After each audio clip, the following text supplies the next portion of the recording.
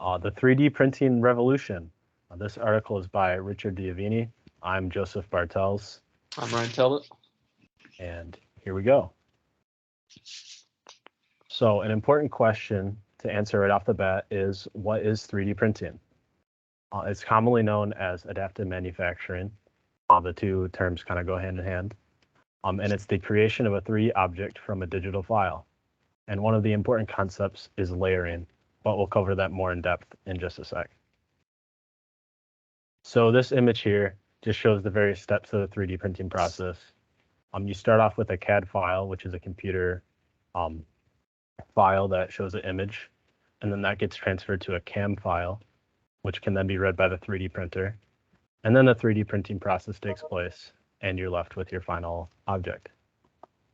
And this bottom picture here just shows the layering bit a bit more. So 3D printing is done by stacking vertical layers of material on top of each other. The 3D printer acts like a tube of cake icing, depositing small strands on top of each other to make the finished product. If the 3D printer is using thicker layers, the final product will get done a lot quicker, but there's less room for error, so the product will generally be of lower quality.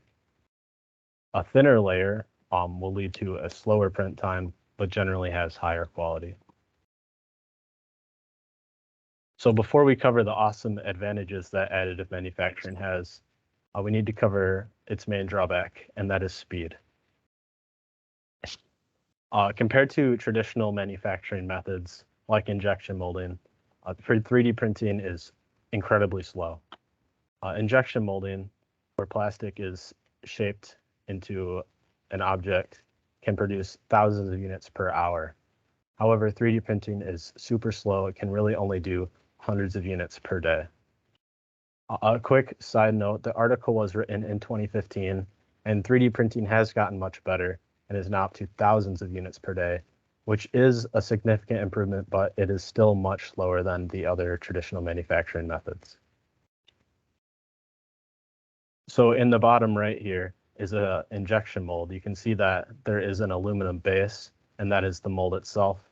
This is super important in the molding process, and it also provides one of 3D printing's main advantages, which is its flexibility. 3D printing does not need those molds, and each unit is made independently. This makes it super easy to customize individual units. So in an injection molding process, for each iteration or type of product needed, you would need to make a mold and then a machine to be able to make that mold, and it just keeps getting larger and larger from there. So 3D printing is awesome for prototype and one-off units because you don't need to keep remaking those molds. You can just make a file, send it to the printer, and you have your product. A second advantage that additive manufacturing has is that it allows for more complex designs.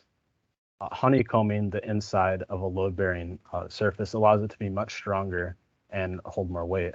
However, with injection molding, that was never possible before because it was too complex to produce a shape like this in a mold. However, with 3D printing and its layering, honeycombing is relatively simple and can be an excellent way to cut costs and increase the strength of materials. And a third advantage of additive manufacturing is that it requires much less assembly. 3D printing produces the entire product all at once, and this significantly reduces the number of pieces needed because everything's put together all at once in the assembly process. An excellent example of this is with GE and their aircraft nozzles. Originally, the fuel nozzle needed 20 separate pieces to be put together. However, with 3D printing, it all gets made and is one part. GE estimates that doing this cut down on their manufacturing costs by over 75%. Additionally, 3D printing can allow for different areas of the product to have different properties. And a good example of this is with sunglasses.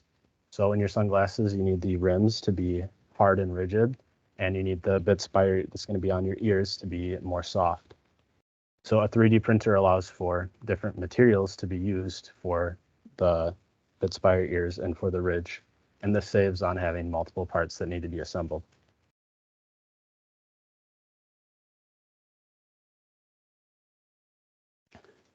So for some more real-world examples, there are three main changes that additive manufacturing brings, and that is redesigning products, optimizing existing operations, and shaking up the ecosystem of businesses. For the redesign of products, 3D printing again enables new designs and features that were never possible before.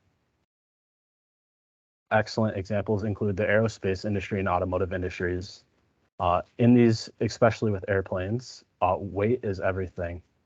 Having a lighter part while having the same structural stability is super important, as any weight saved can be directly correlated to saving on fuel, being able to carry more passengers, and generally just increasing revenue.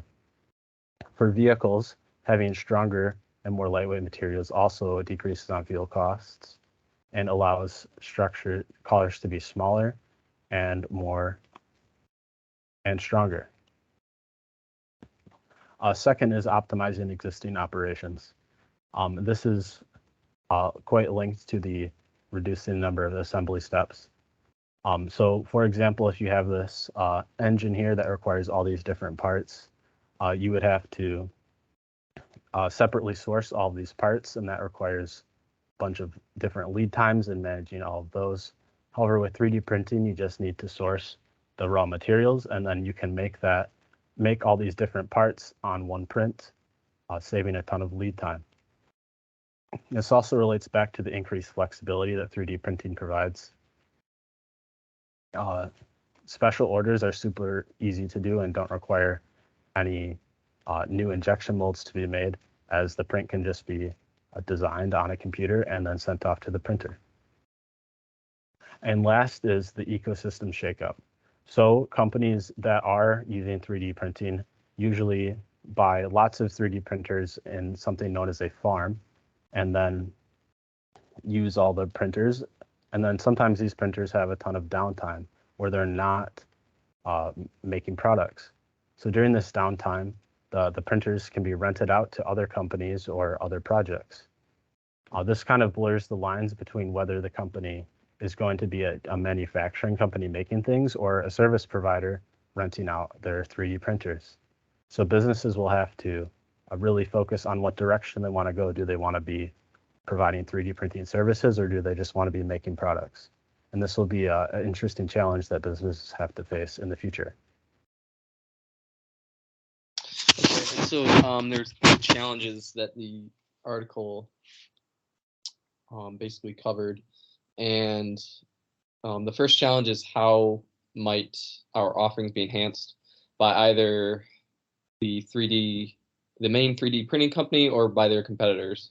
And the second question asked how might we change our operations given new options such as 3D printing for making products or parts. And then the third question covered how will our entire commercial ecosystem evolve given the constant innovation of 3D printing.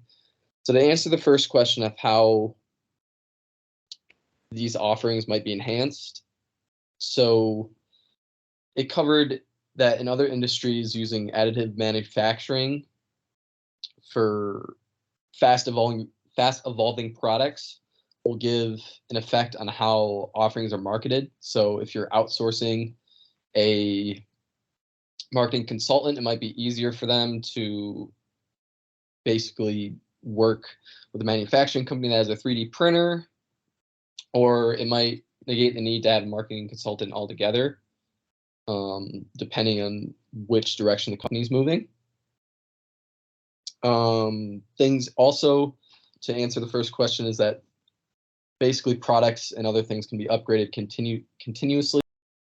So with things being upgraded continuously during this successive printing, it can basically reduce higher tooling costs and setup times for the regular conventional manufacturing, and it will require less quantum leaps by people to undergo these processes. So to answer the second question, how do we reconfigure our operations given these new 3D printing options? Well, one example is that in the aerospace and also the automotive industries, 3D printing will basically most often be used in the pursuit of performance gains. And previously before, the fuel efficiency of jet fighters and vehicles could be enhanced by reducing their weight, but it made them less structurally sound. So 3D printing allows manufacturing to hollow out a part and make it lighter and more fuel efficient as well, and also incorporate internal structures that provide greater tensile strength, durability, and resistance to impact. So 3D printing basically helps performance gain and the product altogether in aerospace and automotive industries. So that's kind of how they reconfigure their operations in a better way for those two industries. And so for the third question is how will our commercial ecosystem evolve as a whole, is that providers will be successful by placing standards and providing the settings in which a complex ecosystem can manage responses to market demands. Soon they'll orchestrate printer operations, quality control, real-time optimization of printer networks, and capacity exchanges, among other needed functions.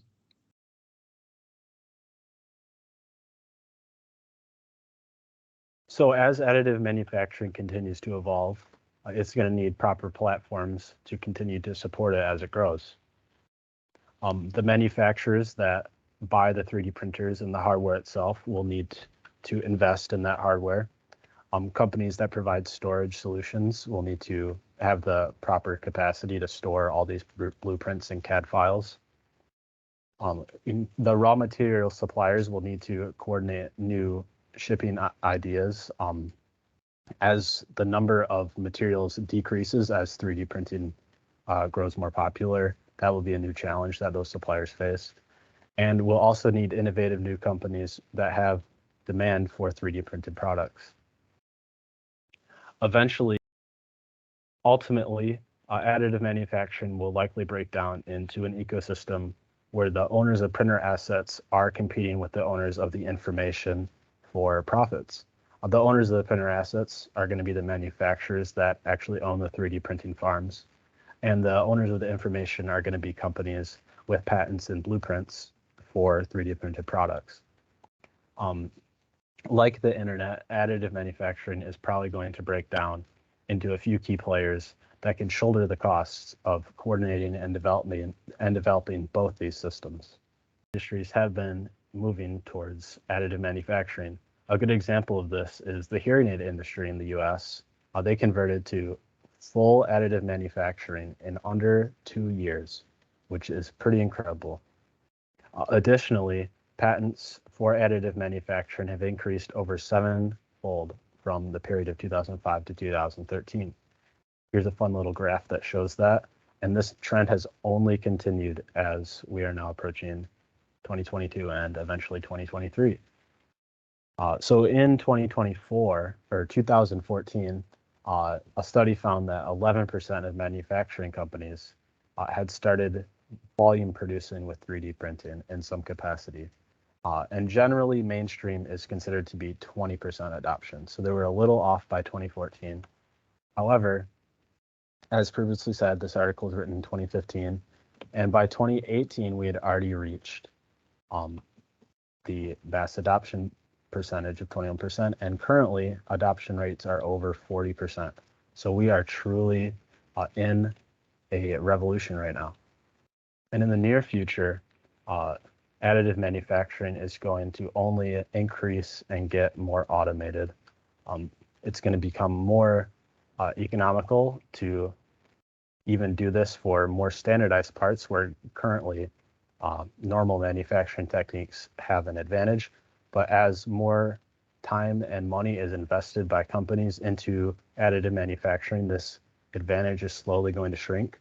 And eventually we will probably see a complete shift away from conventional mass production techniques.